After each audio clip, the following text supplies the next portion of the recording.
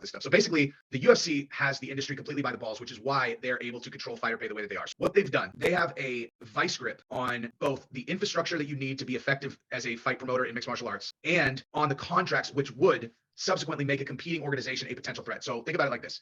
If you are a brand new organization, how are you going to compete with the UFC? Okay, ultimately, you need star fighters to compete with the UFC, which the UFC has exclusive rights to all of them, right? Or you need to build them yourself. Okay, how the hell are you going to build them yourself when everyone knows they're fighting inferior opponents? Like, you need someone who has tremendous charisma, exciting fighting style, etc. Someone like Michael Venom Page in Bellator, but it's considered an inferior organization, and thus, no matter, he could knock out 1,000 people, and he still, would be like, well, how do you think he'd do in the UFC? It's like you can't get the respect that a superstar needs for full validation as a superstar combat athlete without being in the UFC.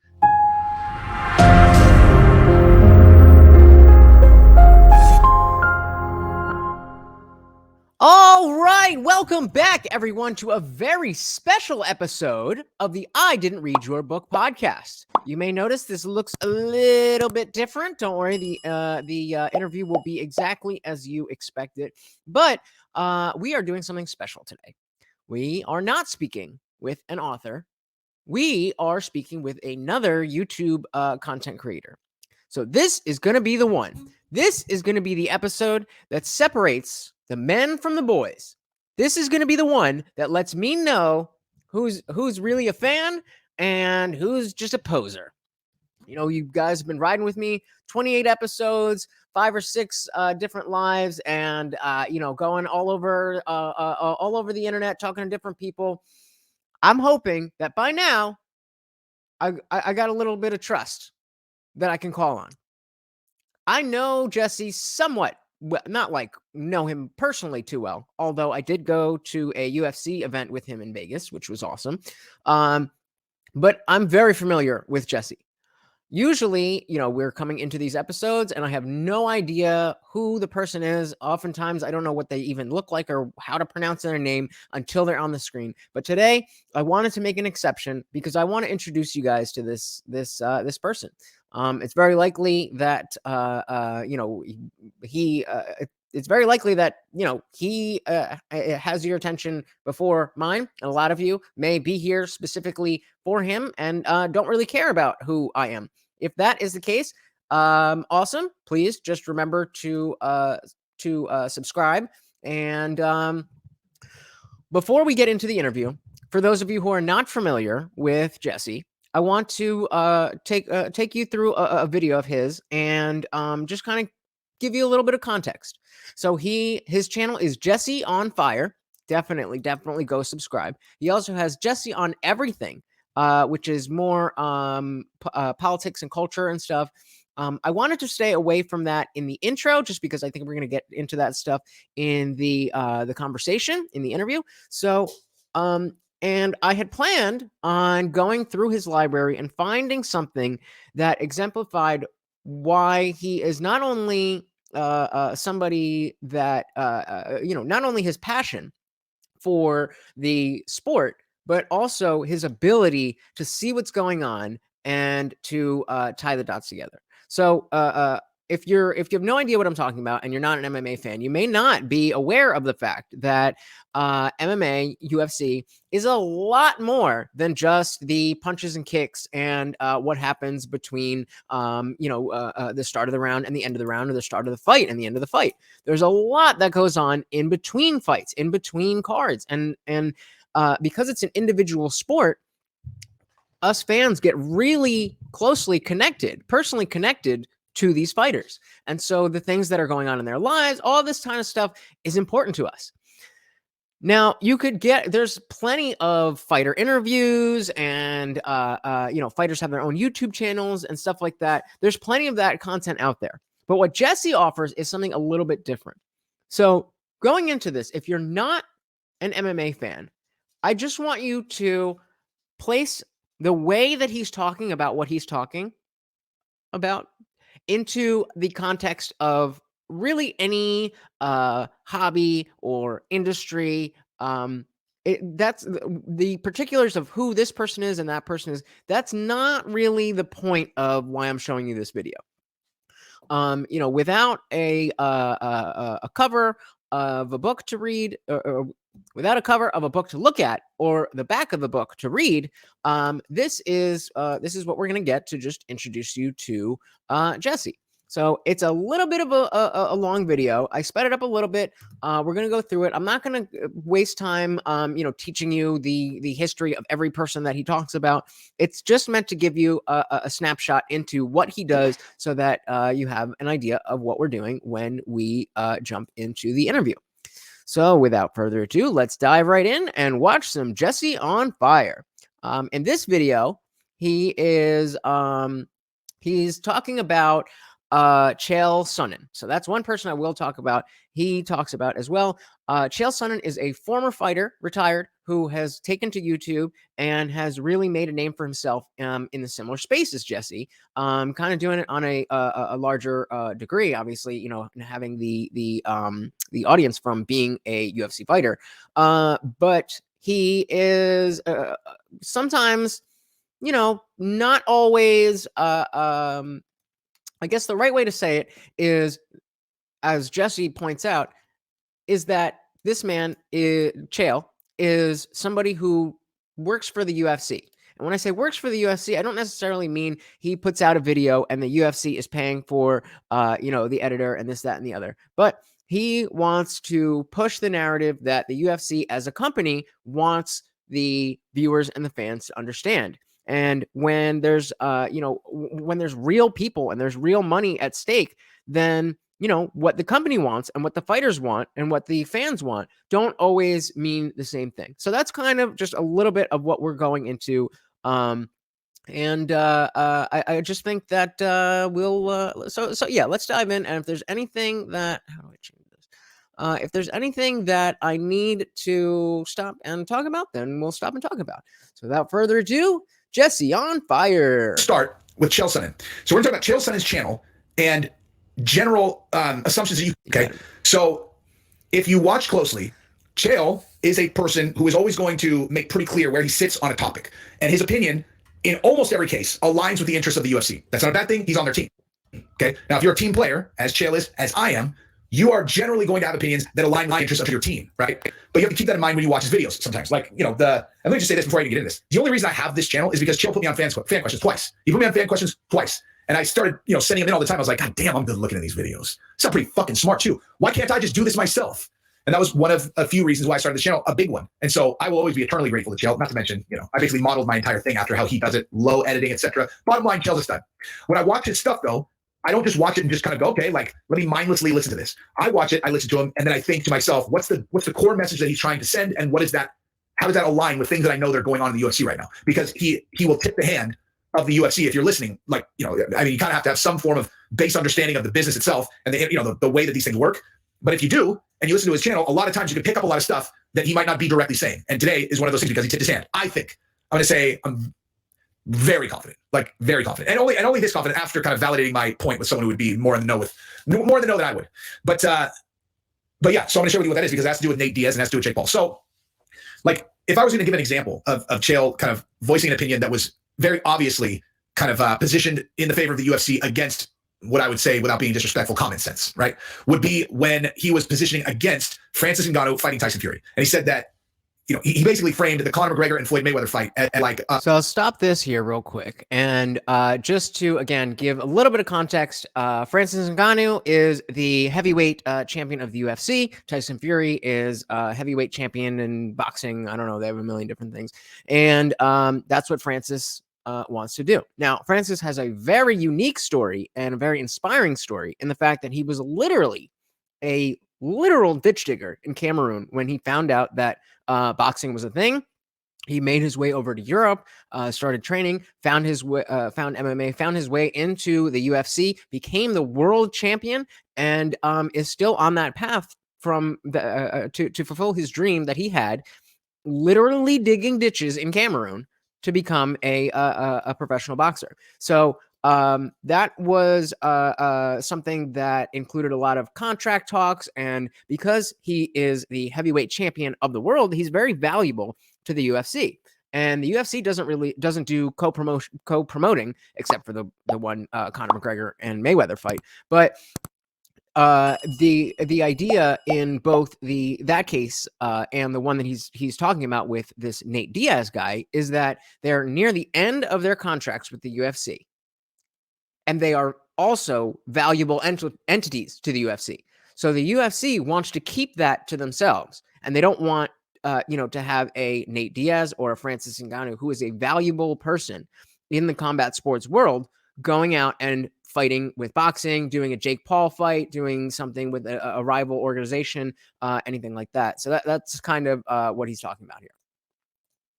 An event that had failed, that they had taken a bath. If I'm not mistaken, I'm pretty sure that he said that there were people involved in that took a bath specifically. And I'm like, they sold 4.2 million pay-per-views. It's the second biggest pay-per-view in combat sports history behind Manny Pacquiao and Mayweather. The idea that that was an unsuccessful endeavor is ludicrous, right? I respect the ability to propagandize anything, but there is no way that you could defend McGregor and Mayweather being a failure of any kind. There's no way you could defend it being anything other than an absolutely wild success. And also, Chael knows this business, man. Like, matter of fact, I might even say there's no one except for maybe Dana that knows the business better than Chael. And so if there's something that I know, then he knows it as well, which is everyone knows that the Tyson Fury and Francis Ngannou fight's going to sell. And if you tell me that you think that it won't, then you don't understand the fucking fight business, okay? And people, every time I talk about this, people go into the comments and they're like, look, here Francis's last round of pay-per-views. Look, he only sold this many pay-per-views. He's not a draw. It's like, oh, well, that's an interesting point. Is there anyone else fighting in that fight? Like, is he fighting against himself, or does each fight have its own story? So does it maybe matter who he's fighting, or like Francis versus anyone is going to be exactly the same? Because what we're proposing is him fighting against Tyson Fury in a boxing match and in MMA gloves. My fucking idea. Okay, so like, if you're telling me that the first time Tyson Fury boxes absent boxing gloves, that's not going to sell, fuck you, okay? I'm not saying Chael, fuck you, but if you, person, because Chael knows it'll sell, he's just saying that, okay? You, person, if you actually believe that that fight won't sell, fuck you, because you're wrong, okay? Plain and simple.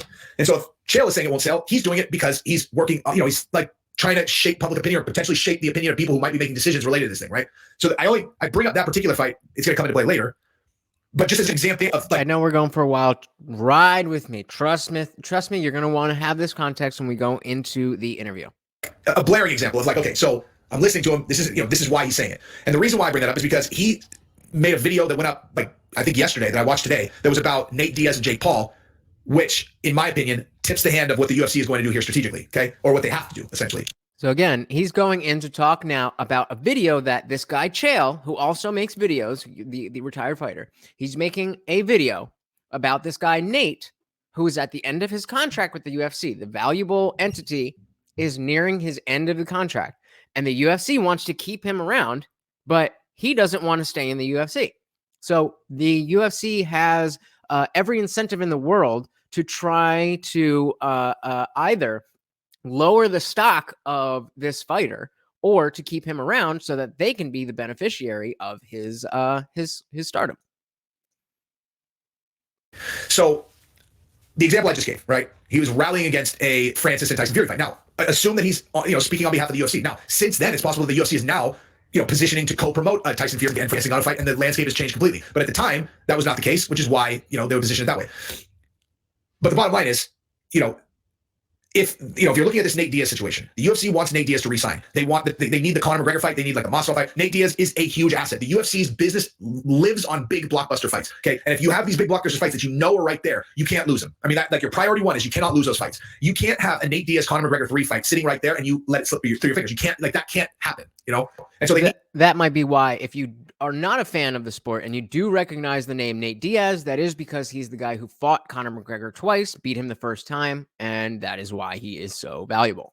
Need to resign Nate Diaz if at all possible. However, Nate Diaz does not need to resign if he doesn't want to. And he's made very clear that he wants to fight his contract out. Now, why does he want to fight his contract out? Because he wants to go fight Jake Paul and get paid an enormous amount of money. Okay, so the UFC doesn't want that to happen. They want him to resign here. So if Nate is saying, let me out of my contract, what you can assume there is that he's gone through the process of them bringing him different options to get him to resign, which he's saying no to. And if he's he's just sitting there like, just give me a fight, I want to fight my contract out. The UFC's like, yeah, no. But you can assume that he has an end date on his contract. Since Francis did, I don't know anything about Nate Diaz's contract, but assuming that he has an end date on his contract, which I'm sure he does, the UFC doesn't have endless time to just stall on this. They're going to have to either give him a fight or he's just going to run out of time and he's going to be a free agent anyway. Okay. So if Nate has stuck his feet in the ground and he's like, no, I'm not going to resign. Well, then what choice does the UFC have, right?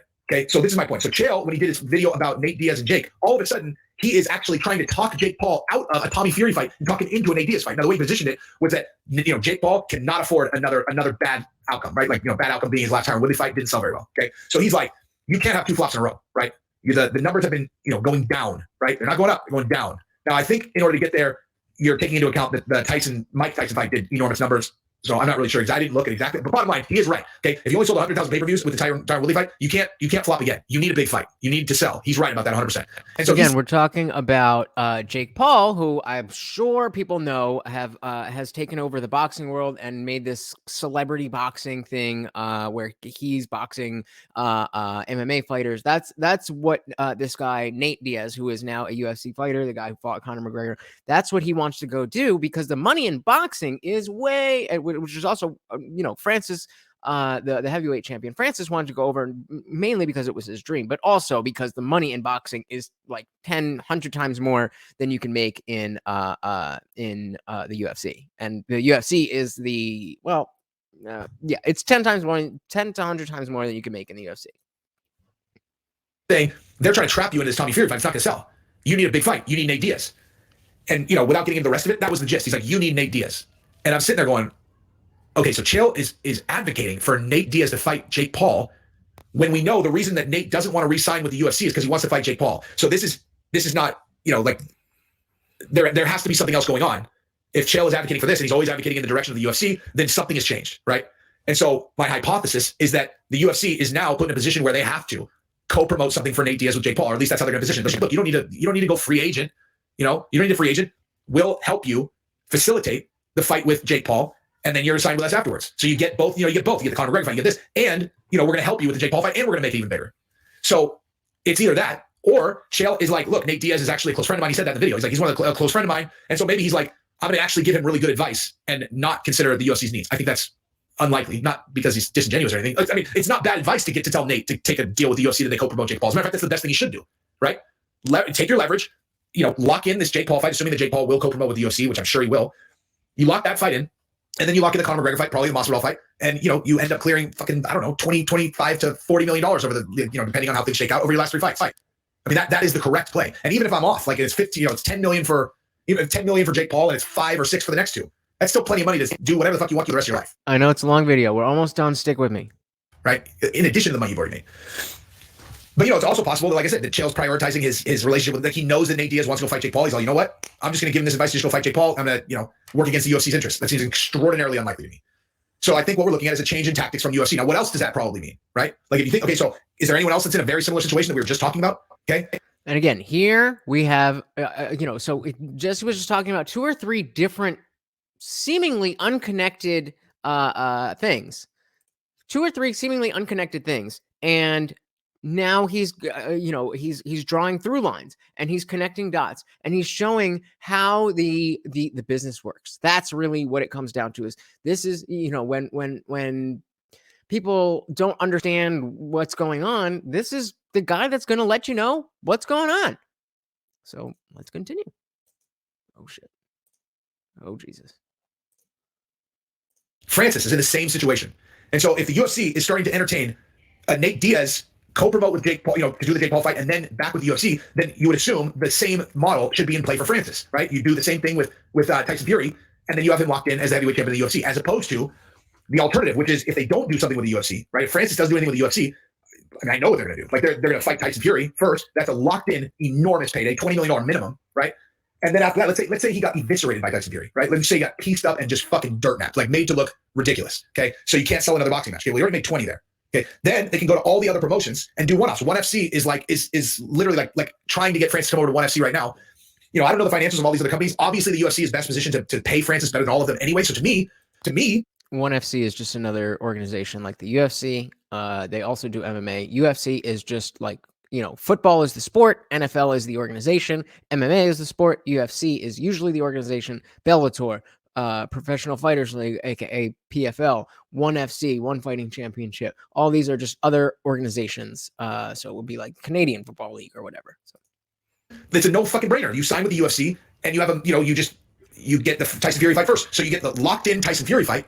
And then UFC has you locked in. Like, everybody gets what they want. I mean, I know UFC obviously would rather not have Francis fight Tyson Fury, but maybe that's not the case, right? Maybe they don't care. You're gonna have to give Francis that payday, which candidly he's gonna get anyway. And then you get him locked in. I mean, it seems like it's an identical situation. Let me pose this to you guys, okay?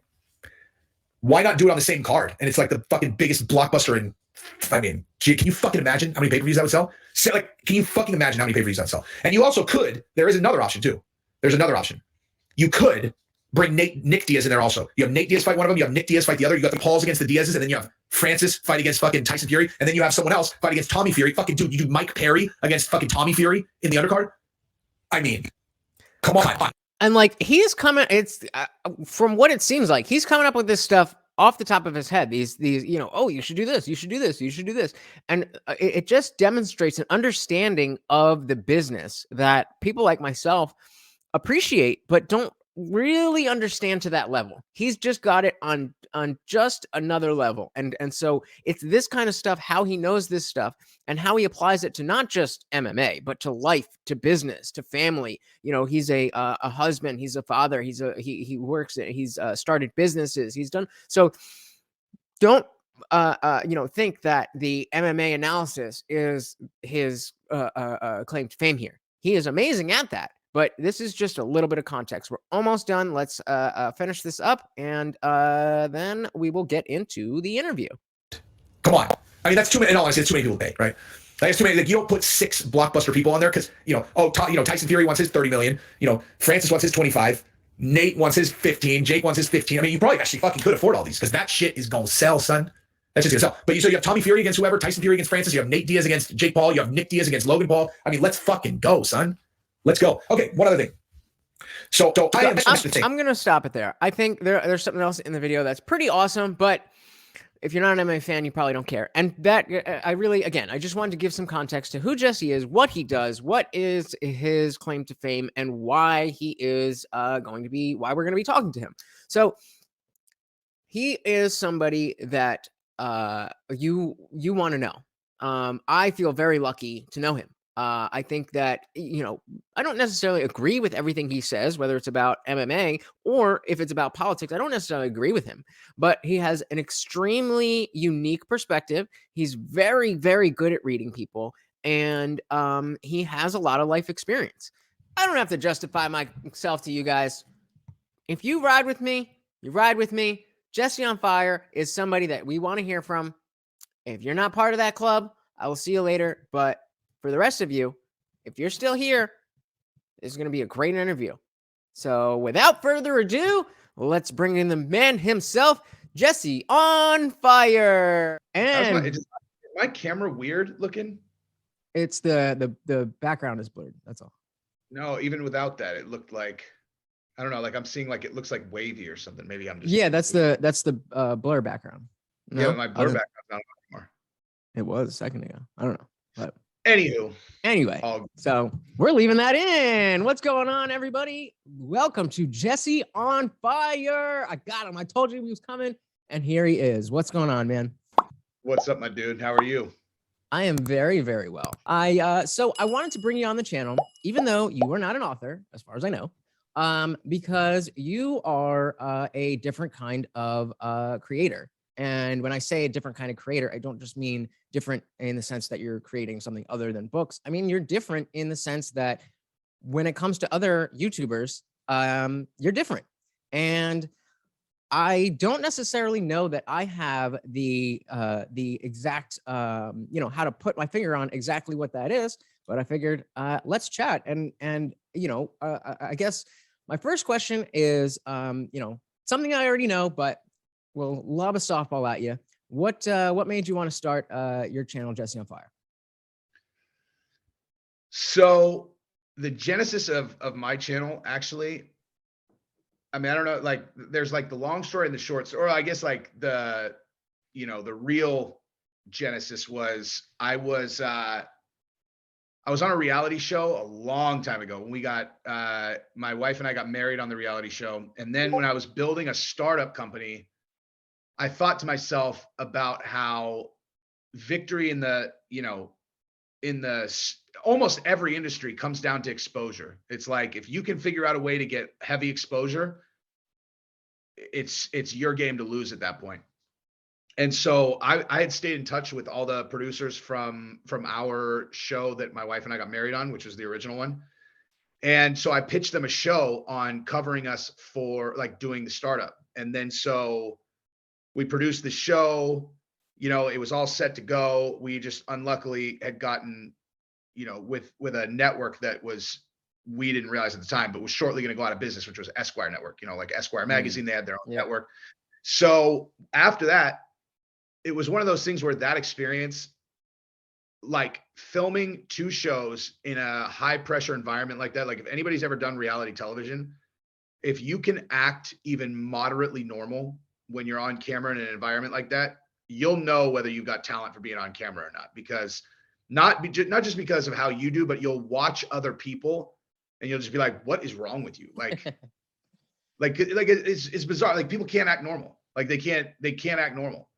And I honestly think that at least a major component of why I've had any kind of success is just because I just act normal. Like there is nearly no difference between how I behave on camera and how I behave in every other facet of my life. So like, you know, but when you're on a show, people just crumble under the lights, dude. Like I don't even know how else to describe it. Like they crumble under the lights. And like good friends of mine, because both the shows that I did were kind of personal, you know, they're just covering like a portion of my life. And so the people that were in it are people that I knew really well, and they would just fall apart. And then so the producers told me, you know, they just get like this, like so the primary executive producer of that show, co-creator, is a guy named Greg Goldman, who I don't know if you've heard of the new show that's on CBS now that has like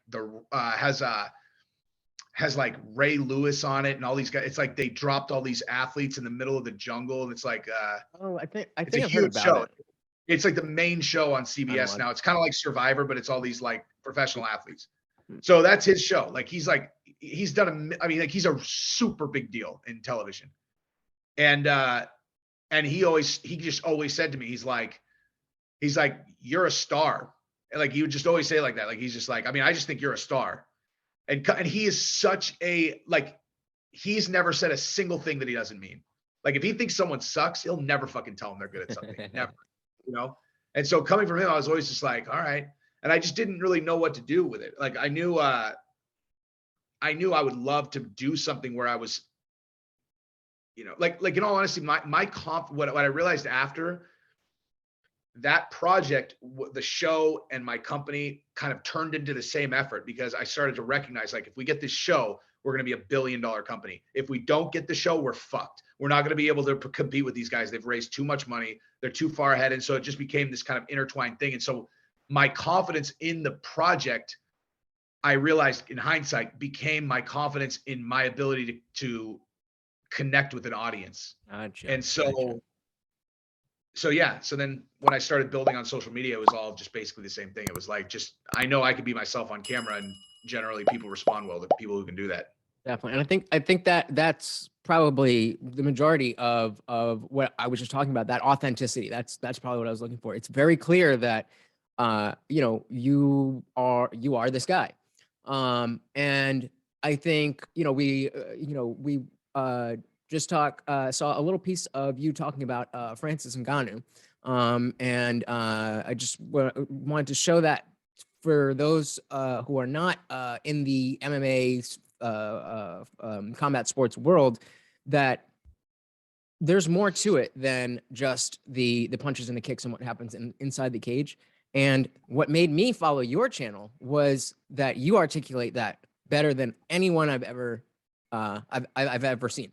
And you often talk about how it's tied to your ability to read people. So Yeah. can you talk about how that ability, where you first learned that you had that ability, and then how you use that when you're watching fights or whatever else, and where those videos that you put out come from? Sure. Yeah. So I'm not sure if, and I was just like, so Anthony Smith. So one thing that I can do as a person who can read people, one thing I can always pick out in other people is other people who can read people too. It's like, I can pick them out absolutely instantaneously.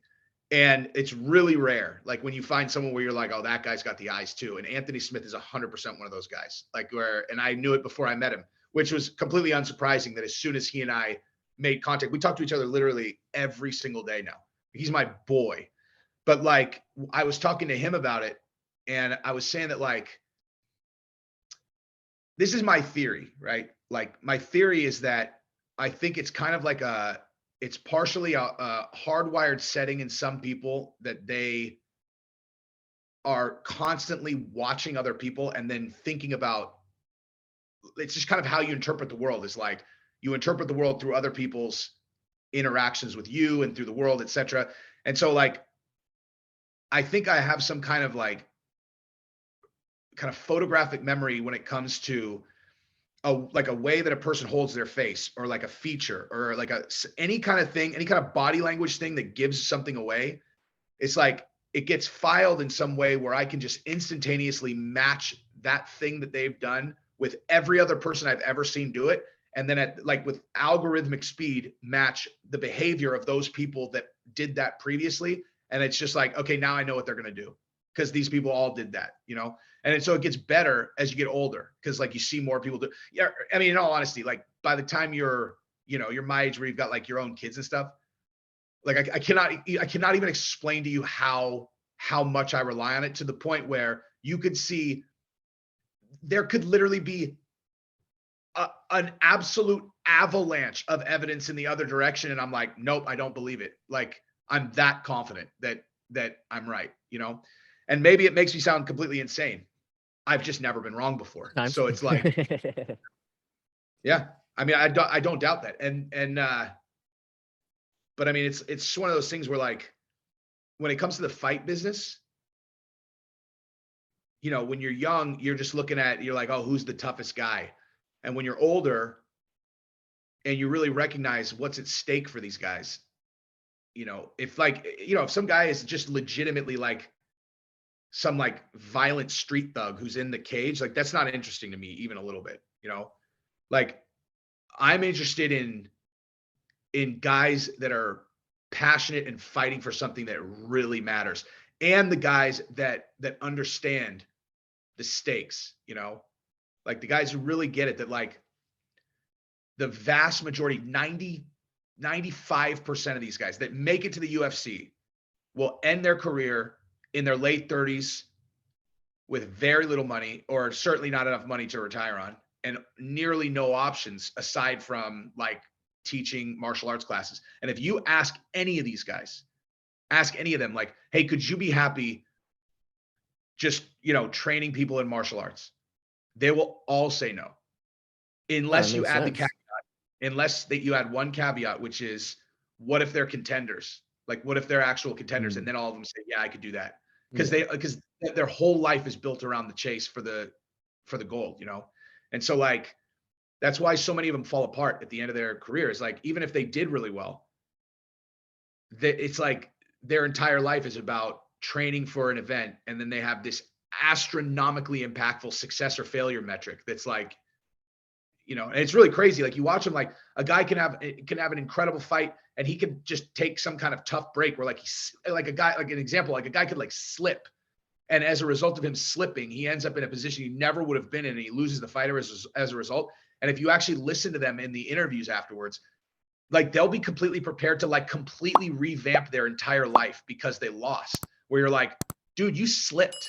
Like, you don't need to revamp your whole life, man. Like, you slipped. And it's that like all or nothing nature of the sport, which is why I love it so much. How do you think the newness of the sport like impacts that? To give a little context to that, I'm sure you remember, must have been last year or a little while ago, Dana White of the UFC got a little heat for saying that being in the UFC was an opportunity, not a career, or something along those lines. And a lot of people, the talks around fighter pay are never ending. And a lot of people got mad at that, as if fighting in the UFC should be a career. And it seems like people, like on the outside, I think of people like you and Chael Sonnen who get that. It's like, no, this is not the career. This is the opportunity to make your career. And then you see some fighters who absolutely get that, and they're on the ball, and they're always working and promoting themselves. You were talking about before in your own life about how your brand, so to speak, was tied to the success of the I guess the channel's brand was tied to the success of your company. So how do you feel like company's success was tied to us successfully getting the TV show on right? TV. And so it's almost like the fighters have to are half of their fight is the punches and kicks, and the other half is the same as Esquire, is getting themselves in a place where people are seeing that stuff. And you have people in the industry who are doing it, and it's nothing new. Like I was just bringing up Chael Sonnen, but it's still not a common thing. There's still no standard for this is what you do. Last night, we watched the Curtis Blades and Kyle Dawkins fight, and after the fight, DC served up. I don't know if you noticed this, but I was flipping out. Served up a call out on a platter. He's like, "Where's Stipe? Where's Stipe?" And he's, "Oh, I respect you, man. Maybe we'll fight, but yeah, I respect you." Like, no, that's it. I actually handle that bad, but like, because actually that. I don't know, like, because like it doesn't always have to be, hey, you fucked my wife, like it doesn't like Right. It doesn't always have to be that.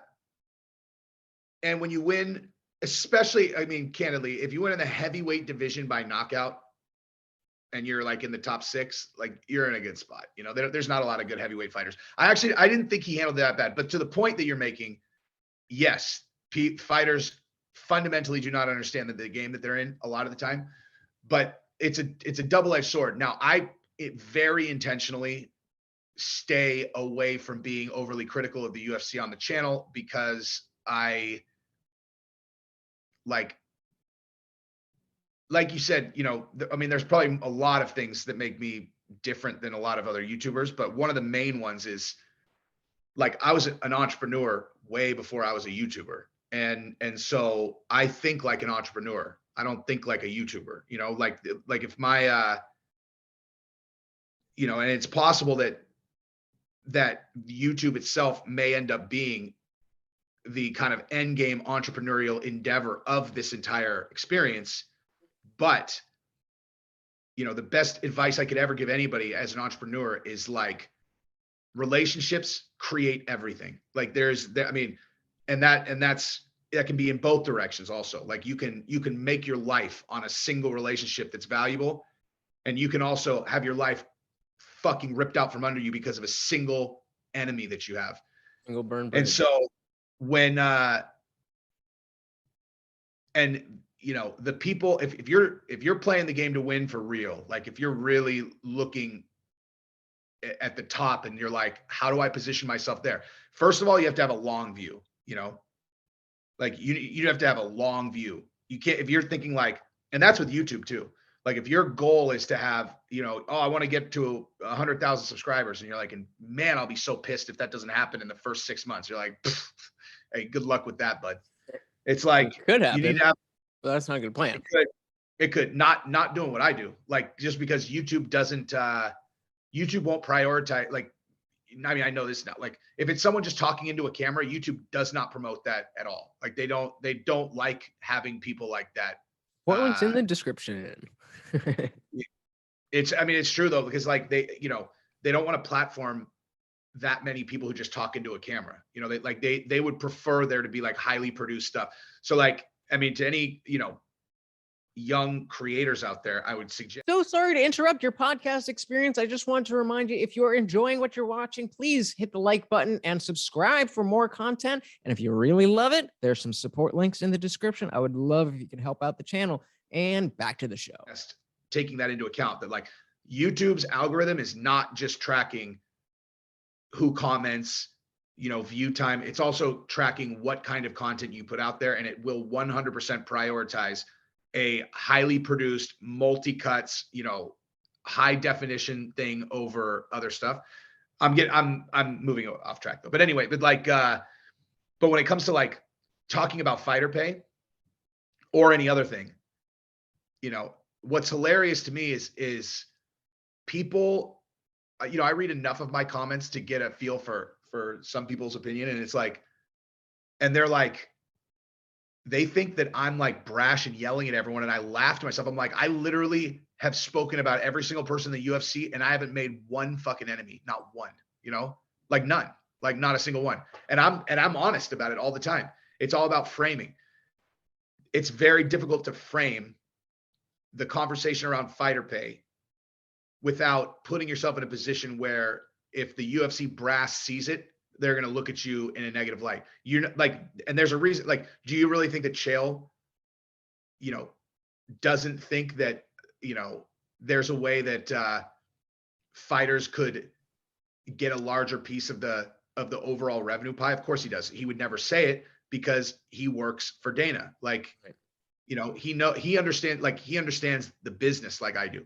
So it's like, I mean, much better than I do probably, but in terms of like the relationships, you don't want Dana to look at you as an enemy, which is one of the reasons why it made me very nervous that like I was on the map talking about the Francis Ngannou deal, and all that stuff before I really understood the landscape, where it was like, oh, okay, they're in like a contractual thing, and I'm, I've made pretty clear that, I'm talking to these guys, whatever. And then now in hindsight, it's like, oh shit, those guys are fucking enemies of the state for real, Can you dive into that a little bit? So like, just for those who don't know, the heavyweight champion of the world was before his last fight was in contract talks. It was his last fight on the deal. And typically the UFC, who has that deal with this fighter, it's exclusive. And if they fight out the contract, then, they're a free agent. They can do whatever they want. Typically in the UFC,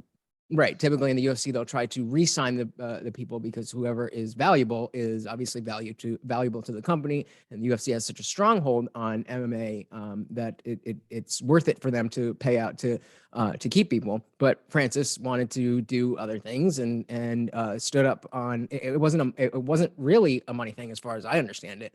It was more about a freedom thing. No, do you disagree? No, yeah, both. But here, okay, so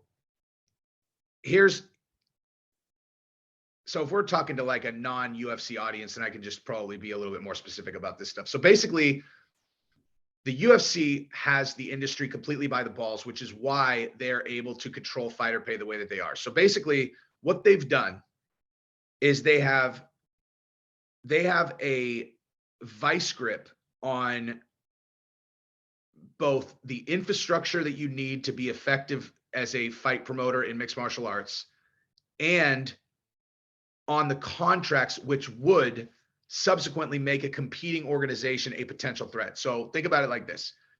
If you are a brand new organization, or not even brand new, let's say you're a competing smaller organization, how are you going to compete with the UFC? Okay. Ultimately, you need star fighters to compete with the UFC. Okay. Which means that you somehow need to gain the contractual relationship with an already established superstar fighter, which the UFC has exclusive rights to all of them, right? Or you need to build them yourself. Okay, how the hell are you going to build them yourself when everyone knows they're fighting inferior opponents? Like, you need someone who has tremendous charisma, exciting fighting style, etc. Someone like Michael Venom Page in Bellator. That guy's a superstar, right? And even still, in Bellator, it's like, he still has a low ceiling because he's in Bellator. Like, I know who he is, but he is, right. But it's considered an inferior organization, and thus, no matter, he could knock out 1,000 people, and he still, it would be like, well, how do you think he'd do in the UFC? It's like you can't get the respect that a superstar needs for full validation as a superstar combat athlete without being in the UFC, and thus, that was not a mistake.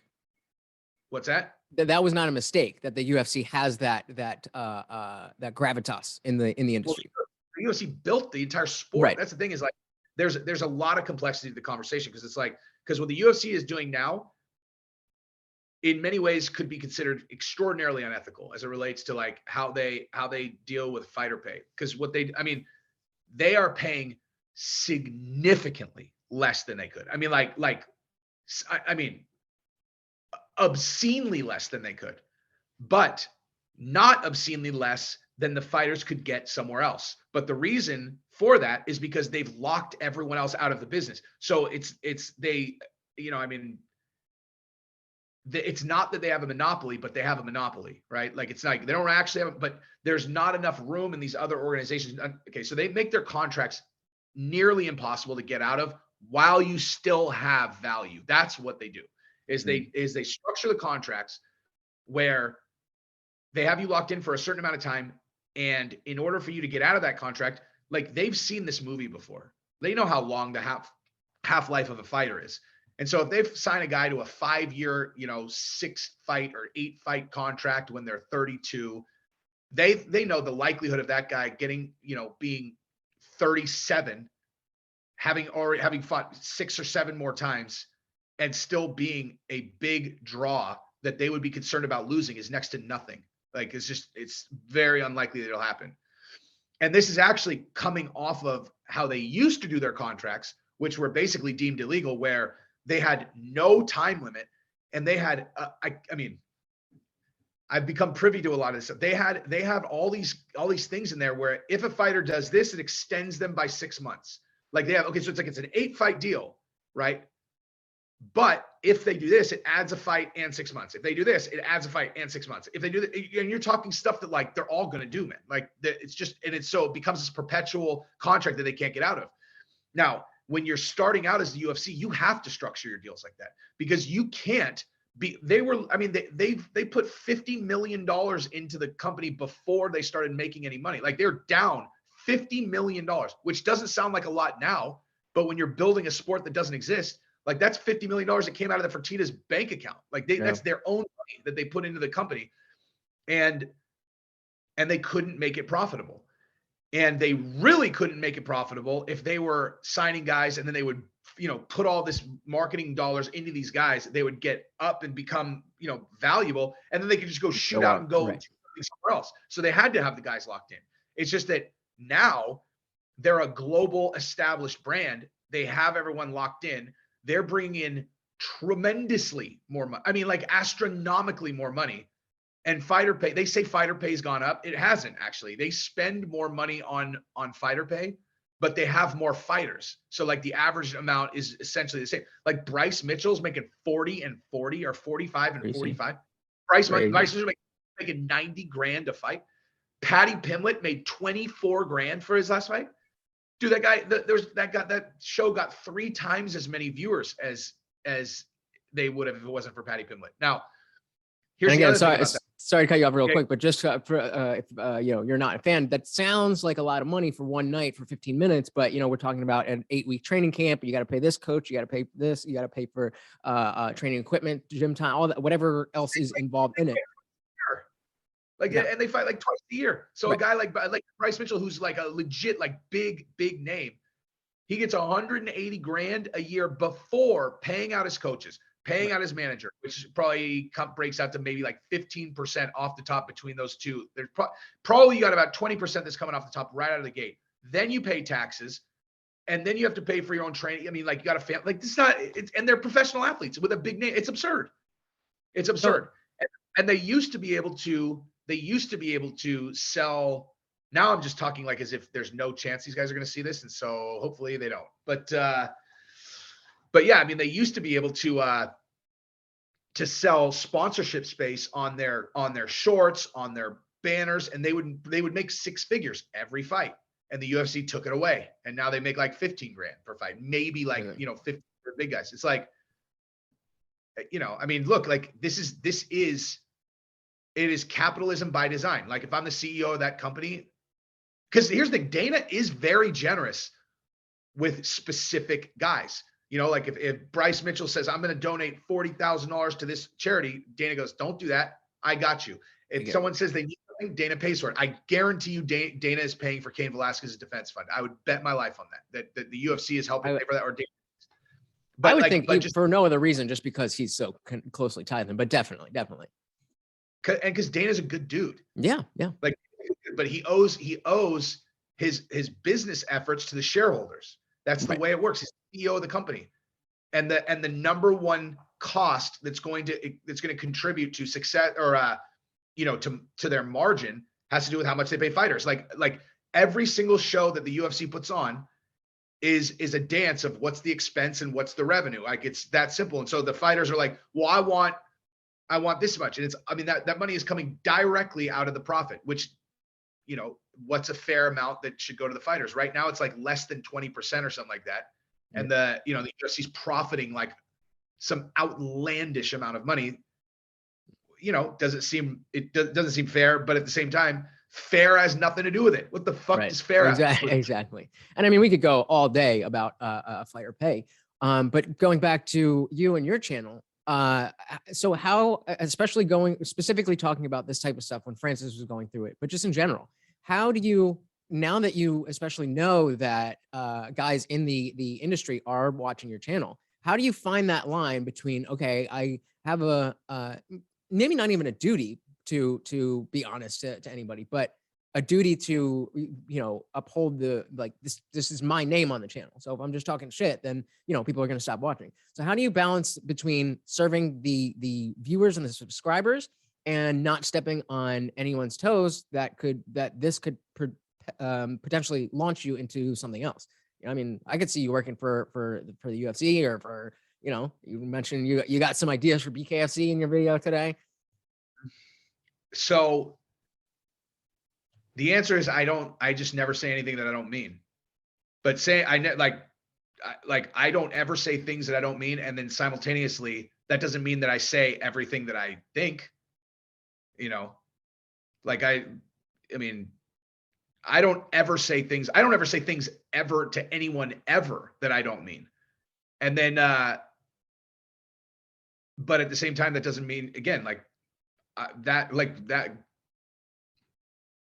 I mean, I don't know if I would, like that conversation we just had, I don't know if I would say that on the channel necessarily. I didn't really say anything that bad, but I primarily don't talk about fighter pay. And I'll just say, I don't talk about fighter pay. And anybody who's smart will understand exactly why. You know, do you hear Sean O'Malley says it all the time? He says, I don't talk about fighter pay. It's like, if you understand, like, it's not just about who's paying your bills now. It's about who might be paying your bills in the future. You know, like I've always been very, very specific about speaking positively about Ali Abdelaziz and those guys. Not because I don't, like I said, I've never said anything I don't mean. I mean everything that I say. I just make sure that, like, when they come up, I'm respectful, because they're guys who have a lot of sway, and I could tell I would probably get along with them. And then now I do. You know what I mean? Like, so now Ali knows my Rolodex. I guess, is it less of a balancing act and more of a just using the perspective, or I guess using a new perspective with the same type of authenticity you've always brought to the channel, but there's just different there's just different things at play as you get bigger? Honestly, I actually don't think I've changed even a little bit since I started. I always, like, from the very beginning, I always just, I did every video where I say anything about anybody and I assume they'd watch it, you know, for the most part. I mean, the only times where I'm like, is if I'm making fun of someone who's done something like really dumb. But like, I don't, you know, sometimes I've been like, if Paulo Costa's seen some of those videos where I made fun of him being drunk on Twitter, he might be pissed. But like, Joe Schilling, maybe a little bit, but probably not.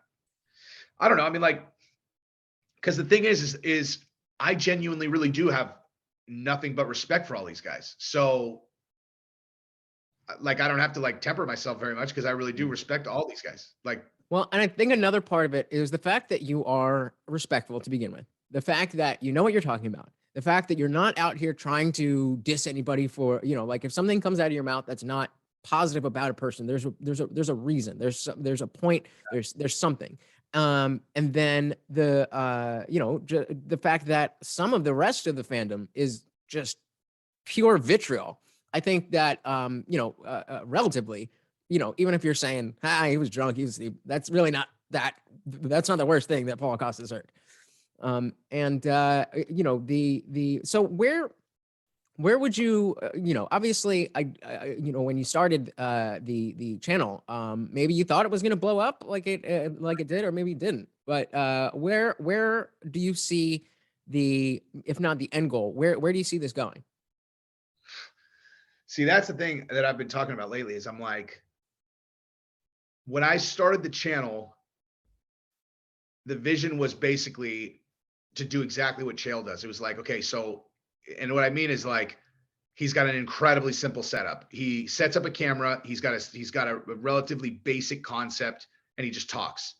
And he doesn't have to do a lot of editing. He doesn't have to do like, it was all about time management, my ability to crank out content, and then get to a point where it's generating enough revenue to where it's meaningful money. And then from there, you know, expand inside the industry. But like, that was, you know, and then it was like, from there, I'll figure it out from there. And now I'm there. And so I'm kind of like, okay, so, I mean, obviously there's plenty of ways to like get bigger. Like I'll get a lot bigger, but like, you know, cause I'm basically at a place right now where I've maxed out on bandwidth. Like cause I have a real job, you know, like I work in tech, I have a real job. And then I have this other project that I'm doing with you know, I'm the only person on this team that's not a Navy SEAL. It's a Army and Navy SEALs and me.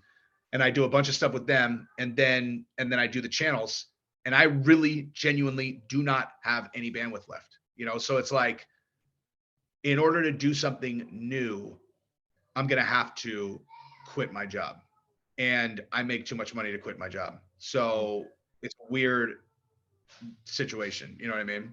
We're like, it's inevitable. I mean, it's inevitable that it'll happen, but it's like, I don't know. I mean, So what would it take? What would it take in terms of accessibility or just whatever? What would it take for you to take the whatever pay cut it would be to be like, this is worth it to dive into this full time, and this is what I do now? I would say that when our Frogman project launches, if we're successful with the launch, then I'll quit almost for sure. Cause because then it won't be a pay cut. It'll be, you know, cause we're doing like what we're doing is a big deal. Like we're doing like, you know, I mean, there's an NFT component to it, but it's not just like one of these NFT things. It's like, oh, here we have a picture, like buy it for $1,000. Like it's not, it's not like that. There's like a lot of stuff tied to it, you know, and really it's more of like it's really like a membership with a bunch of events and a bunch of stuff that we're going to be organizing all the time. Like I'll have to quit. I literally won't be able to do both, but assuming that that's successful, you know, it wouldn't be a pay cut anyway. So I guess, so I'm hoping there. Yeah, because the perspective I'm coming from, I'm just a single dude. You know, I have my job as a dog trainer, but you know, I'm like, you know, venturing out and doing other stuff and trying to figure out what is my main thing. You know, I don't have a family or anything. I got this dog back here, but that's about it. So I guess that you know, when I'm thinking about my own channel and what I'm doing, then it's, you know, the growth is, I guess, a little bit more linear and more directly tied to my life, where I guess this is, would you say that YouTube is a hobby for you? No, I would say YouTube is, I mean, I could say that YouTube revenue currently is kind of like side hustle money, but I treat YouTube as definitely not a hobby at all. It's like it's like a growing venture. And I'll tell you right now, I would imagine that your experience on YouTube looks like this. You create content, you watch it, you're like, dude, this is good content. I know it's good content. You put it up, you keep posting, and you're like, why is nothing happening? Like, why is no one like, because that's what it was like for me when I first started doing YouTube. And then I learned, like I told you, you have to build on another platform and then drive it over to YouTube. It is impossible to just build on YouTube straight. Like it's not possible. I tried it. Like I tried that for years. Well, I mean, I didn't do it as consistently as I do now. But like I went through the same thing where you're just like, you just feel like you're banging your head against the wall. And then I went and built on TikTok. I built a huge audience, and then I transferred, because you're not going to transfer your whole audience over there. Right. But if you just need to start a fire on YouTube. Like you just need to like get something going, you know, where like if you can get, you know, like I mean, I think when I moved from TikTok, or when like I went from, I think I probably had like maybe like 90,000 subscribers on TikTok, which I grew over a matter of like TikTok is easy to build on, dude. Like it's not challenging. The way, like I've said, I had the exact same experience as you when I was on YouTube before that. And I just was like, fuck it. This shit's not going to work, man. And then TikTok, I was like, okay, well, each of these is a minute long. Like all I have to do is make something catchy for a minute, and I can do one a day, and I'll just do one a day. And like I said, long view. I was like, I'll do this for 2 fucking years and then just see what happens. And very quickly I realized, I was like, oh, this isn't going to take 2 years. It was like, because TikTok's quick, man. And you think, and just think about your audience. It's like TikTok are people who are looking for kind of quick whatever. So make sure the first thing that they see is something that like kind of catches their attention. They'll follow you. And then once you have, you know, a fire burning there, then you start driving them to YouTube, and then you can get something moving on YouTube and it'll grow organically. So how would you then, because my issue with using TikTok specifically is that it's the complete opposite of what I'm doing with these long form conversations. Well, I mean, I don't know, because you can, like, I can take one of, you know, you can take one of your just regular videos that's maybe 10, 15 minutes long, and you can clip pieces out of it that, you know, are the real meat of the whole video.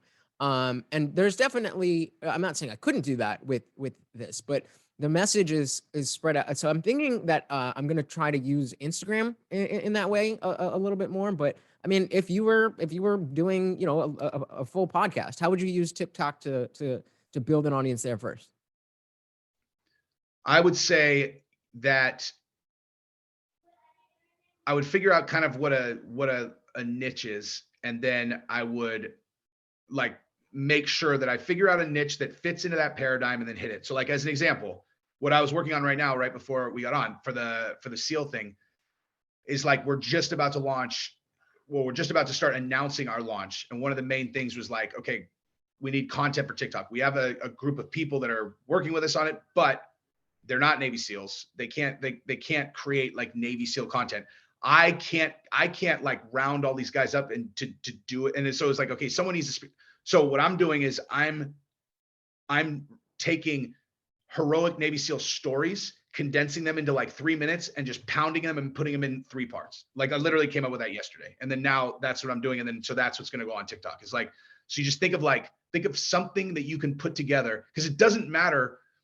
It like the thing that you do on TikTok doesn't need to be identical to what you do on YouTube. It just needs to be like, they're getting to know you, you know, like where you're like, just talk about, I mean, if you really want to get nasty, figure out like the stupid shit that TikTok likes and talk about that, and they'll throttle it through the algorithm, you know, like just, and you don't need to like say things you don't mean, just frame things in a way that they'll like when I was like, you know, TikTok hates me, man. Like TikTok hates me, but the couple big videos that I had, like the first huge video that I had was actually it was about George Floyd, which is hilarious to me.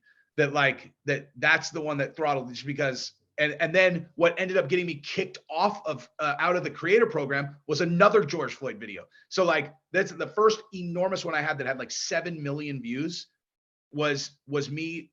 It was like the day after the George Floyd thing happened. And what I was saying about, because like my entire thing is I am fucking immune to propaganda, man. Like it's like if someone shows me a clip and they're all, look at this, you can ask my wife, dude. She's like, look at what this thing was. And the first thing I say goes, why'd they cut the video off right there? And I was like, what? So what was right before that? Like, I just don't do it. Like, show me the whole clip. Tell me what happened. You know, like and so like when the George Floyd thing happened and everybody was like up in arms, I was like, I'm like, show me the other angles of that. I'm like, how did he end up in that position? Let me see. And what I noticed very quickly was that before he was over, like in the car where like things started to kind of disintegrate, he was against the wall, and I watched him slide down the wall. Like he like put his back against the wall, he slid down the wall. This is like the day after it happened. And I'm like, dude, this guy's got a medical issue. I was like, I'm like, he's got, this guy clearly had, like, look at that. Cause he's like, his back against the wall, he slides down. And so the way that I positioned it, I was like, think about this. I'm like, dude, you're having like he looks to me like he's having a heart attack. And you start asking these guys for help. And instead of getting help, they throw you on your stomach and throw a fucking knee in your back. You're like begging them for help. And they're just holding you on the ground with your face in the pavement with a fucking knee in your back. And I was like, I don't like, this shit's fucked up, man. Like, you know, so that's the one I did. And they throttled the shit out of it, you know, because the way they perceived it was fuck the police, you know? So it was like 7 million which was popular views, at the time, which is what TikTok wants, which is like that's what TikTok wants. They like, TikTok is owned by the Chinese government. Okay. Like I couldn't fit. And the reason I don't use TikTok anymore specifically is because of this, is because I figured out what the angle is with TikTok. I'll finish. Hang on. So let me actually go back to the George Floyd. So then the way I got kicked out of the creator program was years, like I don't know, like a year later or something. Again, after watching the full arrest video came out, the whole entire thing, 40 minutes long. And I watched the entire thing, top to bottom, minute 1 to fucking he's dead, right? And the thing that was crystal clear to me was that the police had been very respectful of him until like while he was going into the car and all that. Like they were doing whatever he asked. Like they were just like, he's asking not to go in the car and they're being polite. They're doing whatever, like for a long ass time. Like they're like, sir, you have to get in there, please, please. And what you see is unless you can't read things at all, he's fucking terrified. Like he personally is terrified. And what I never heard anyone say is like, why is he so scared, dude? And the answer is simple. It's because he's a fucking fentanyl addict. And so when he goes to jail, he knows he's going to fentanyl withdrawal in jail.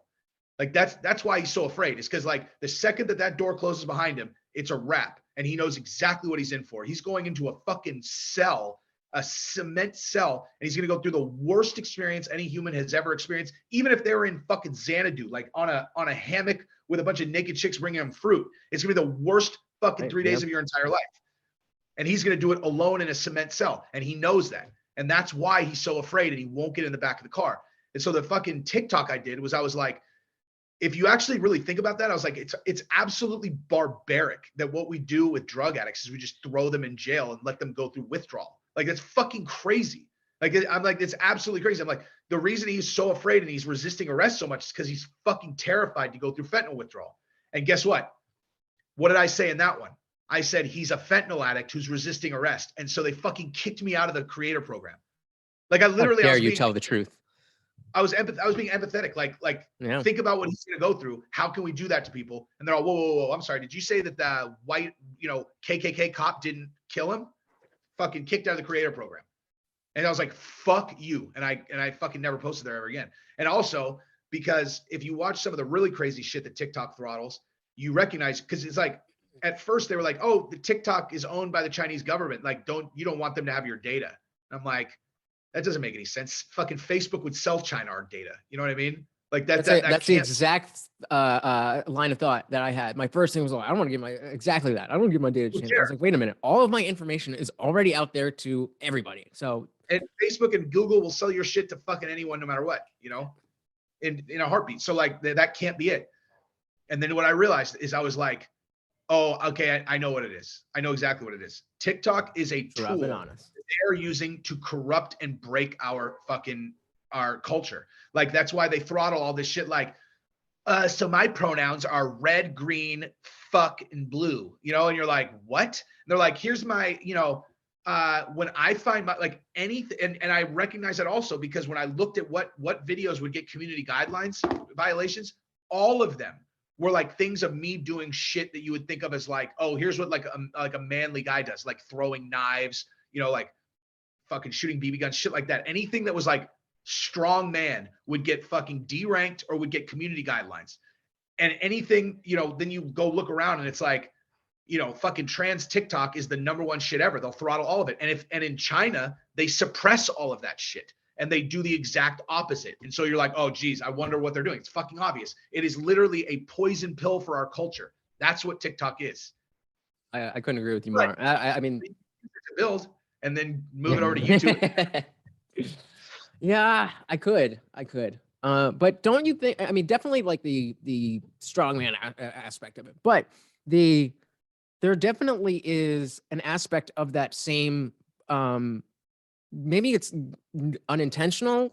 I doubt it, but you tell me. There's that same type of thing on other platforms as well. Twitter, Facebook, all that stuff is if you're not on with the established narrative, then ban hammer like that. So if that's it's different. Why do you think? How is it different? So I just think what's driving it is different. So like with TikTok, with Twitter.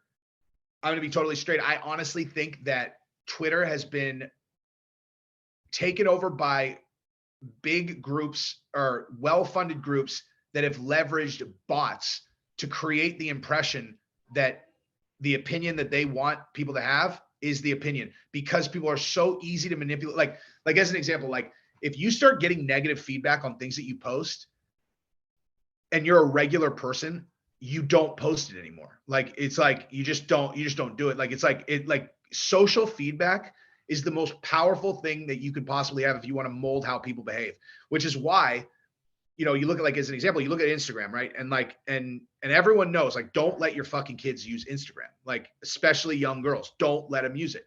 Right. And I have daughters. I wouldn't let my daughters on fucking Instagram if they're like, I fucking never. Is this And a specific father thing, or just the obvious because you don't? Wrong. Like, it's the wrong thing to do as a parent, okay. because there are other girls that we know that have unfettered access right. to Instagram.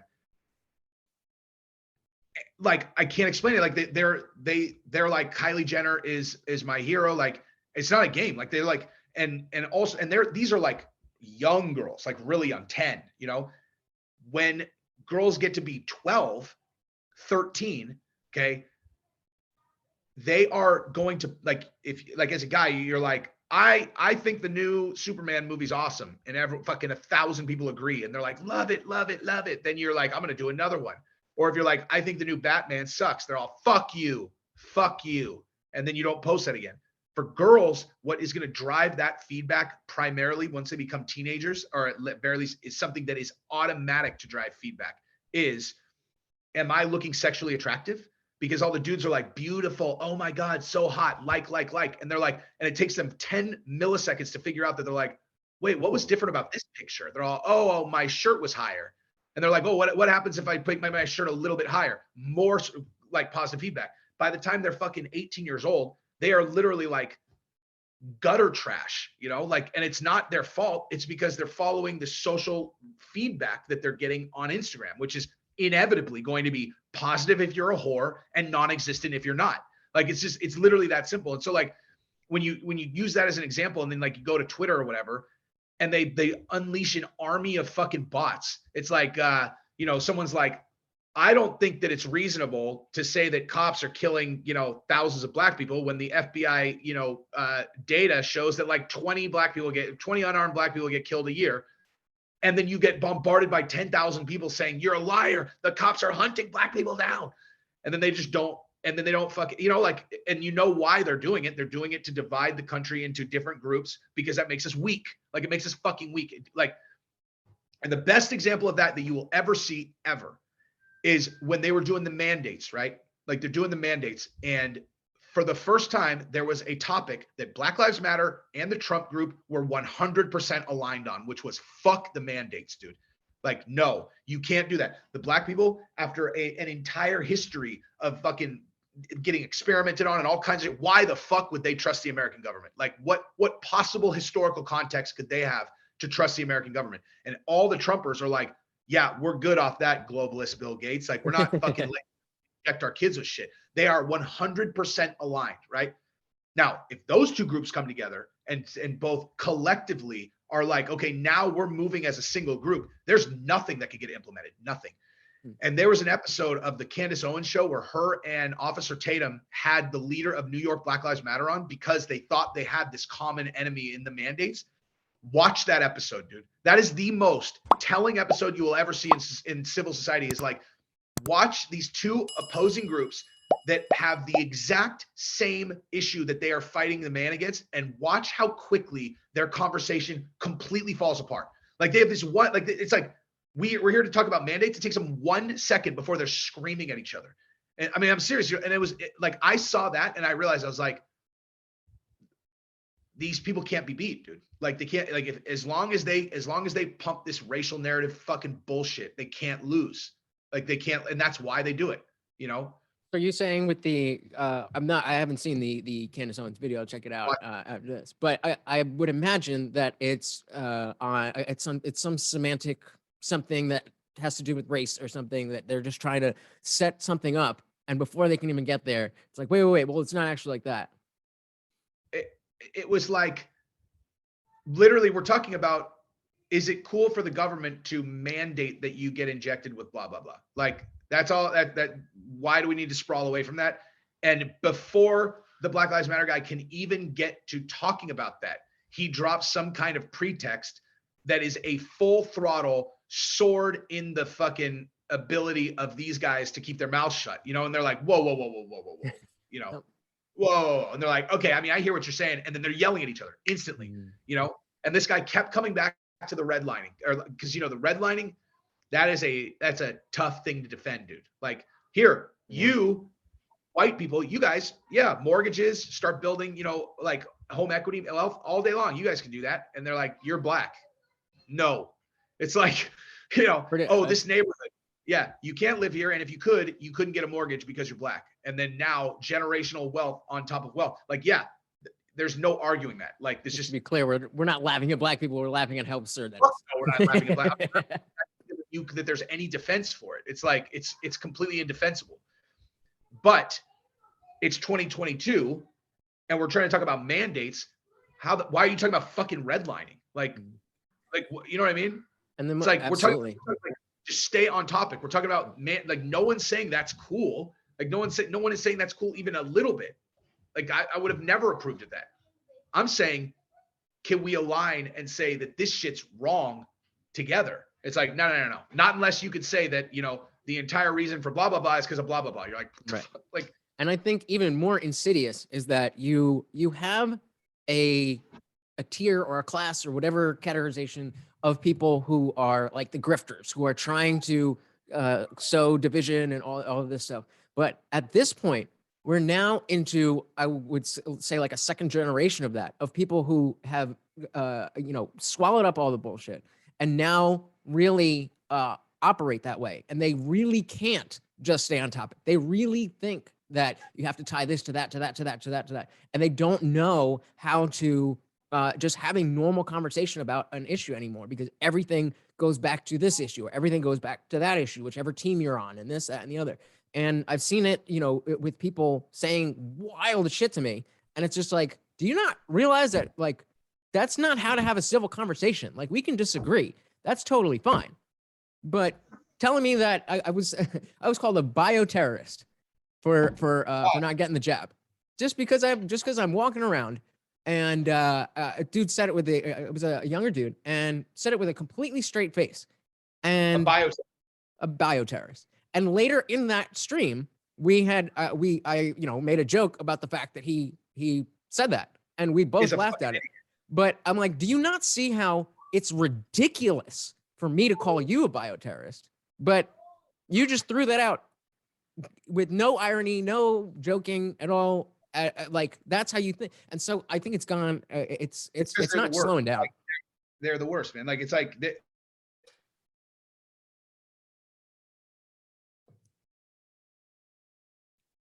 can't hear you. Here, back. Yep. Idiots. Like, I'm serious. Like, they're like, and not idiots because they got the jab. Not idiots because that at all. Idiots because they are. I mean, like, what would you respect less in a person than them being like so easy to manipulate? Like, because that's to me, like I was saying about Anthony Smith, the reason why we get along so well is because he's a skeptical, intelligent person who also he's not like, were you watching my live stream yesterday when I did the thing about the poll, when I did the poll? So I did a poll yesterday about the Masvidal and Colby thing. So for anybody who doesn't know the mixed martial arts space very well, there's two guys who were formerly best friends who, you know, supposedly now, you know, 22 months later are the absolute worst enemies that there have ever been in the history of the world. And they subsequently also just benefited from selling this beef in the media and promoting each other's careers. And they both were on the Trump campaign, and fucking give me a break, dude. So the broad, you know, consensus among the community is that this beef is totally real, right? And I personally do not buy it. I just don't buy it, because I've been on the other side of the camera. Like I said, my ability to read people has always been bulletproof, and I am watching them and I'm like, I don't buy it, dude. Like, I think they're best friends. I think this whole thing is a work. And I think that the reason that they're doing this thing this week is because of, you know, I guess there's no reason to even not say it anymore. Like the fucking story about Chael is out, dude. Like if you haven't read about it, have you read about it now? You read it, right? Yeah. Okay. Yeah. And the Does that 11 sound like a charges. story that you might do anything to fucking cover up if you had the ability to do it? Okay. Yeah. And then Colby and Masvidal, the thing happens the fucking night before that story breaks. And then now every day a new thing breaks to keep it top of the news cycle where it's like, oh, now he's getting arrested. Now Colby is, his health is declining. Now we got this thing. Now every day to make sure that it's in the top. Again, That's a good point. someone was like, you have to bet your daughter's life on it, real or fake, instantly fake. Like fucking in a millisecond. I wouldn't even think twice. Now I might be wrong. Like it doesn't mean I'm right for sure, but I'm saying that's how confident I am. Is like that I'm right. Like I think it's fake. So I'd be remiss if I didn't ask you to clear up a little bit. So this, specifically with this Colby and Masvidal beef, we actually you organized this event where a bunch of fans of your channel were actually able to go to Vegas with you, go to the event itself, which was really cool. We all the whole while, in our Discord group talking about, is this real? Is this fake? What's going on? What does this mean? What does that mean? And not all of us have the eye of Jesse who can see, oh, no, this connects to that and that connects to that. So, we're all talking about it and stuff. And then the other day, Doesn't mean I'm right. Right. But the other day, you put out a video that was saying that you were baiting everybody with talking about it. And Yep. I feel like I know what you mean by that, but I knew what everybody else would think. And I'm sure you've read the comments on that video. And everybody's just like, oh yeah, you were faking, bro. Just admit you were I wrong. commented every single time back. I was like, I didn't say I was faking. I said I was baiting the conversation because everybody was so bent out of shape. It was hilarious. I'm like, the point that I was making was if I know for sure, I already said I would never say anything on the channel I didn't mean. And my point was, if I already know that there's like thousands of people who are going to comment if I say this thing, then yeah, I'm baiting them into talking. Like I'm talking about it, I'm baiting them into commenting more. That was my point. Not I'm fucking, but like the other thing too is in that situation, I had information, still have information that everyone else does not have. And so, and I can't explain it to them. Can't explain it. Enormous context, fucking enormous context. And so at a certain point, I have to just be like, okay, even if I explain this to them, most of these donkey fucking retards wouldn't understand anyway. But like, I can't regardless. So and I was trying to think, I'm like, okay, in what universe would there even be a semblance of reality thinking that this was still not real if I didn't know this about what was going on? And there's none. So it's like, so I just need to stop talking about it. Like, I just need to stop talking about it. But the baiting thing, I was saying I was baiting them into commenting because it jukes the algorithm. If you get people arguing, then it jukes the algorithm. I think a lot of people got the impression from that video that you were saying like, haha, I fooled you guys. I didn't actually think it was fake. I was just taking, and I understood that. But just for anybody, who misconstrued what you were saying. I still think it's fake. Right now, there we go. George Masvidal charged with a felony. I still think it's fake. Yes, 100%. So anybody who says that Jesse on Fire is a crazy guy who just will say anything for views, clear that up a little bit. I've never wavered even a little bit on this. And like I said, here, and this is the point that I was going to make. I say, I think it's fake. Like, do you understand how much different that is than like the only thing that sets me off, the only thing are people going, admit you're wrong. And I'm like, because what they're saying is, I know for sure that it's the other way. And I'm like, you don't know shit, you fucking donkey moron. Okay. Like you don't. And the only reason it makes me like, if someone says, dude, it's starting to look bleak for you, bud. Like this would probably be the most elaborate thing of all time. Like, come on, like if they say like Anthony Smith, he's like, dude, he's like, you're fucking crazy. You're trying to tell me you think that these guys are blah, blah, blah, blah, blah. Like that's very different than talking to me from a position of certainty when you don't know how the fuck could you donkey in the comments possibly be certain about this? Like that was my point. That's where I was going. Is like the poll that I did. I said the Colby and Masvidal beef is A, I know for 100% sure it's real. B, I think it's probably real. C, I think it's probably fake. Or D, 1,000% it's fake.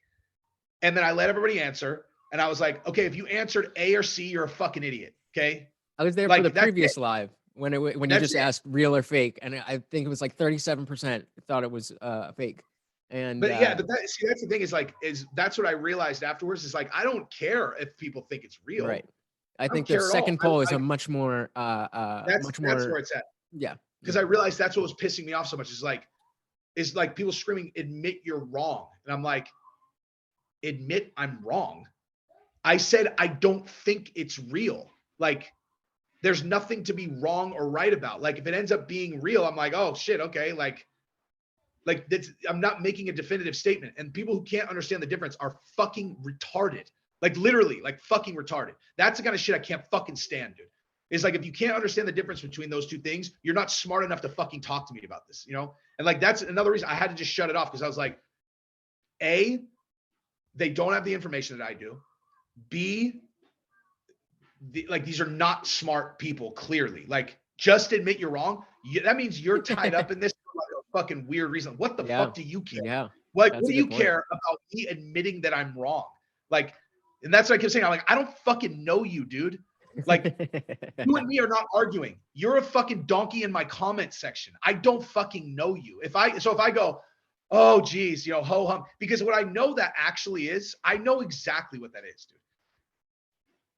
There's a reason why the general people that like watch my channel that then reach out that I end up talking to are all like fucking cool. Like they're all like, you know, we're like, I'm like surprised. It's like, you know, here's this group of like, you know, like the special forces guys that are coming to this, and there's Marines over here, like prison guards over here, police over here, all the like all these fighters that watch now.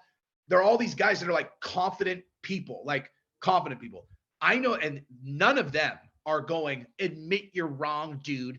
Because that kind of shit is like a little, like the kind of person that gets pissed off watching a person like me is a person who is a very not confident person.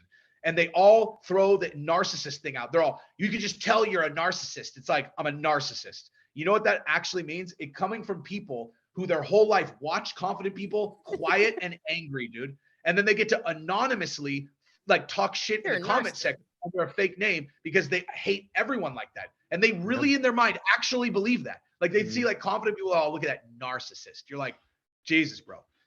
I'm the fucking opposite of a narcissist, you dumb fuck. Like this is like music to my ears, because so often, I mean, I don't necessarily have the same types of conversations about things that I do know or don't know or whatever, you know, but like, for instance, if I'm in like a political or a cultural discussion about something that, again, doesn't have like a clear right or wrong answer. And again, I'm talking about my perspective. And then same exact thing. The people, like, if you can't entertain, either have the conversation, or in my experience, it's usually people like, I'll put out, hey, I think this. And they'll be like, well, what about this? We're like, well, no, I already thought about that, and I still think this. And they're like, what about this? What about this? What is it? And I'll go down the line. I'm like, no, I already thought about that. And then, well, you just always have to be right. It's like, no, that's what I'm saying. Maybe I'm just right. That's my point. That's what I'm saying. Is like they want me. Like so these people that get super bad at shit about it, it's like they want me to like submit or something. They're like they want me to like they think that this is like some fucking competition that me and them. I'm like, that's why I keep saying, that's why I get mean, dude, where I'm like, bitch, you don't even fucking exist in my life. Because what they're doing is they're turning it into that, dude. Like, I'm not a perfect person, dude. Like, I'm far from perfect. And if you put me in a position where it's like, submit, bitch, I'm like, how about I fuck your mouth instead? That's just autopilot, dude. You know what I mean? Like, and I mean, to give, go ahead. I was just going to say, like, it's like, I'm telling you my opinion on a thing. And I'm telling you, well, at least up until when it was this week, when there are much bigger things at play. And I'm telling people exactly why. And then when they would like flip out and argue about it, I'm like, okay, well, cool. And then when, you know, admit you're wrong. It's just infuriating because it like, another thing about that is it implies it implies motivation to me that's not there. Right. Like where it's That like, your problem is you won't admit you're wrong. I'm like, okay. No, actually, I still think it's fucking fake, you dumb shit. Like, I actually 100% still think it's fake. And again, and then if I, and then if I'm like, and I'm trapped because I'm like, I have information you don't. And then they're like, oh, sure, ego maniac. You know what Jesse I mean? will say anything to avoid me. He'll say I mean, anything to yeah, just I not did the admit same he's shit, wrong. man. That's why I just said in the other one, I'm like, well, I said, hey, I said in my last one, I was like, I said that I would say, admit I was wrong if George got charged. So he got charged. I guess I was wrong, and yeah, I'm doing it like, I think I'm making pretty fucking clear that I'm being extraordinarily, like, I'm laying it on pretty thick. Like, yeah, I guess I was wrong, dude. And even like, in the comments, somebody, he said it. A couple of people. I've seen that. oh my God, And whatever. embarrassing. And I said, I guess I was wrong while saying this thing is a lie that Colby's doing right now. I'm like, yeah, I guess I was wrong. But why is Colby pretending like there's something wrong with his fucking health? Give me a break, dude. Yeah. Well, I don't want to take up too much of your time, dude. But before you go, I just want to ask you a little bit about, having been the first class of what I still think you should be calling Jesse's Fireplace. But this, it's catchy, right? But the first group of us that you were able to get these tickets in Vegas. We all met out there. We had a great time. I may have drank a little too much. Thank you to your wife for not being. Yes, that's exactly right. So thank you to your wife for not being super annoyed with me and hanging out with me. My wife's most annoying drunk out there ever. She loved it. So what? I'm sure we can't get into exactly how you acquired these tickets, but what was the idea behind, like, not just giving them out to friends or giving them out to people who could maybe do no, I don't get them for free. It's not how it works. Like, so I was approached by a group that like does this. We're like, well, so like if people want to, basically it's like, dude, if you have a following and people would want to attend a specific type of event for you, we'll, we procure these big blocks of tickets for you. And then, basically I kind of do what I do. Sometimes like they'll take the payment, but I was like, I'll take the payment just because then because if they're my viewers, then that way, like if shit gets sideways, I can manage because I had both in the last one and in 272, there was someone who bought 2 tickets and he couldn't come. And so I personally facilitated finding replacements for him. And then for the, wait a minute, was that 272 or 270? Whatever. Anyway, 2 separate times I've gone and like found other buyers, gotten them their money back. Like, it's just like the idea of doing it the other way where other people who I just want to control the money. But basically, yeah, so it's a group that does that. Now, I will say this, for 273, dude, our seats are ridiculous. We had the best seats in the house. And then last night we're going to see Rogan the night before too. So we're going to go see Rogan at the same place. Like, it's at the same place. So we're going to Rogan the night before, and then we're going to that the next day, and we have the fucking front. I don't think I'm skeptical we'll ever duplicate this level of quality that we have for 273 ever again. I mean, unless we just, it seems like we got insanely lucky with where they're at and stuff.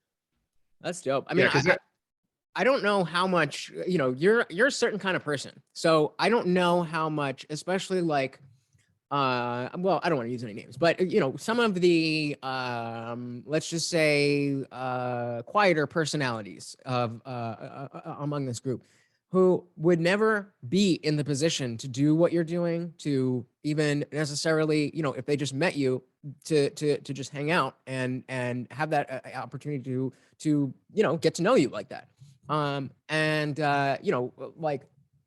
not me, because I'm awesome, but like other people might be intimidated to like come up to you at a show and say, hey, what's up? Like, what do you think of this fight? Or, whatever it is. And I'm wondering how aware you are of the level that even, like, it's not like you're a Joe Rogan, but you're somebody to a lot of people. And I just wonder how much of that gets to you, because I'm sure you just feel like you're just some guy just talking about the same shit we all like, but it's more than that. So like, to me, I mean, like, I understand, I understand how that feels, just because I'm aware of like the phenomenon of like, when you've seen someone on TV before, or like you've seen them even if like it's someone's Facebook and they're married to someone that you know, and then you see them in person, it's like, oh shit, that's fucking weird. Like I've seen this person before. And especially if there's someone who talks a lot and you know their personality, like you really know them. Like if anybody watches me, they know me. Like it's like, and so it's got to be bizarre.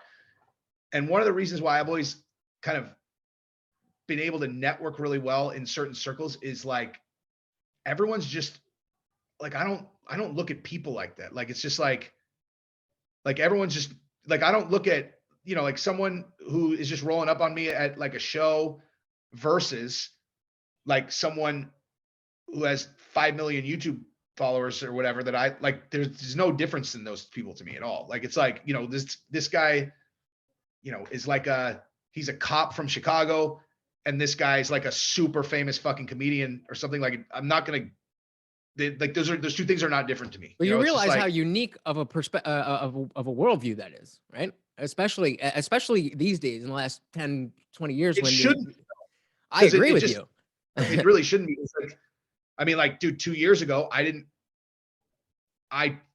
believe me, I was fucking exactly the same, you know, like I was exactly the same, except now, you know, for like an hour or two a day, I dick around with a camera and throw some shit on the computer. Like I haven't changed even a little bit. So like, I mean, I don't know. I get it. And like, you know, it's funny. It's thinking back to like what we were just talking about, the people who argue in the comments, is like the other day I was at this thing, and I don't even want to say what it was because I don't want to, you know, whatever. But like I was at this thing and this dude recognized me, and he talked to me just briefly.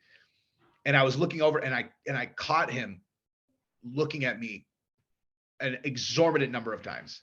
And I realized, I was like, I just got this instinct where I was like, this is a guy who yells in the comments. Like that was the first time. Like it was the very first time where it was like, or I could tell it was like, this is, and they were like exactly how you would visualize it. You know, it was weird, man. It was weird because every other person I ever met, it was like, what's up, man? Hey, what's up? And like most of the ones that I've met, like I like rap out with them and shit now, you know? Because like I said, they're like all like fucking jiu-jitsu fighters and shit. They're like all my people, where I'm like, I half the time I'm like, I can't believe these guys like my shit, you know? But like, but yeah, that was the first time where I was like, oh, that's the person who wants me to submit. It's a person who would never take that position out here, Right. you know? Right. Yeah, man. Well, I mean, thank you so much. What's that? You should come to another show, man. As soon as I can afford it, I definitely will. So if you want me to go to another show with Jesse on Fire, hit those support links in the description box. Yeah. So okay, don't hit the subscription. But yeah, no, as soon as I can, I definitely want to. And I think it's you know, the fact that I was part of the first one was really cool. And then we talked about like, you know, how adding aspects to it, like the fact that you guys are going to the show. That's awesome. So I definitely, you know, I'm excited to see how it grows, and like the people that are that continue to join the group. Yeah, move that group. We're gonna move that group over to the new Discord at some point. It just seems like a pain in the ass. That's the only reason I haven't done it yet. But we have like a whole look at. I'll show you, and then we'll sign off here. This is like the original Discord is just like one channel, like, you know. Here's what this is what the new Jesse on Fire. Yes, that's what we need. You think so? Hell yeah. Hell yeah. You think so? It spooks me. It's got so much shit in there. Nah, make me a mod, bro. I'll take care of it. Don't you worry about it. I will make you a mod if you want. Yeah. All right. So, I mean, I feel this is kind of, you know, just for the sake of it, since your channel is so much bigger than mine. But if, you know, you want to plug your show, socials, all that stuff, the floor is yours. Jesse on Fire, real Jesse on Fire on Instagram, Jesse on Everything on YouTube. You guys will, if you like me talking about George Floyd, you'll like that fucking channel. Yeah, Jesse on Everything, Jesse on Fire, real Jesse on Fire on Twitter and Instagram. Follow me on Twitter. I have like no Twitter followers. Awesome. That's and of what I course, got. we'll have all that stuff linked down below. So definitely check that out. Go subscribe to his channels. Yeah, man. Thank you again. This was awesome. Thank you, sir. All right. You take care. So we did it. Thank you again to Jesse on Fire. Please do go and subscribe to his channel and go follow him everywhere. So I'm curious, those of you who are longtime listeners, what did you think of the diversion? Not bringing an author on. We didn't have the last times that we've done someone who is not exactly an author. We still kept the the structure of the show similar to what it was, whereas this was more just an interview with somebody that I wanted to present to you guys. So what did you think about that? Do you want me to continue bringing you things that that I, in my personal life, am already familiar with and want to share with you guys? Or was, if MMA is not your thing, I really think Jesse is, somebody that gave us an interesting conversation. I could have gone on for hours with him. Being having gone to the Vegas trip and being in the Discord group, shout out to all y'all in there. The conversation never stops. So I could have gone on forever, but obviously very busy man. And I want to make sure that if I'm using my time and his time and your time, that this is what you guys are here for. So I've got some other big names coming, not necessarily, mostly authors. So the structure of the show in general is not changing. This is still going to be a place where we're talking to authors about their books, which we haven't read. But as I've been telling you, I want to do more, and this is along those lines. This is the more that I want to do, and I really enjoyed how how we talked about in the beginning, just his perspective on things. And again, since I was already familiar with Jesse coming in, I didn't necessarily learn too much to sit here and analyze, like I would with someone I'd never spoken to before. But that's where, I want to throw it to you guys. This is one that I really need your feedback. Is this something that I should keep doing, or should I just stick to, the books? I want to keep having conversations with people, but I can start a new channel. I can do whatever on my own time. This is not just for me. This is for you. So let me know. If you enjoyed, please don't forget to hit the like button, subscribe and all that stuff. Comments really do help. If you're over on Rumble, shout out to Rumble. Don't forget to hit those support links in the description below. I would really appreciate that. Keep Ryan giving him work. If you haven't seen the new Moon Knight video that I put out, he put a lot of work into that. And then also remember that there are the different playlists on the channel. It's organized some of my own videos, as well as the playlists like the Crypto for Noobs or the If You Care What I'm Watching. These are videos that during the day, week, month, when I'm watching YouTube videos, again, I want to bring stuff to you guys. So I'm constantly adding to, especially the If You Care What I'm Watching playlist. And they're not videos of me. They're other videos that I'm watching.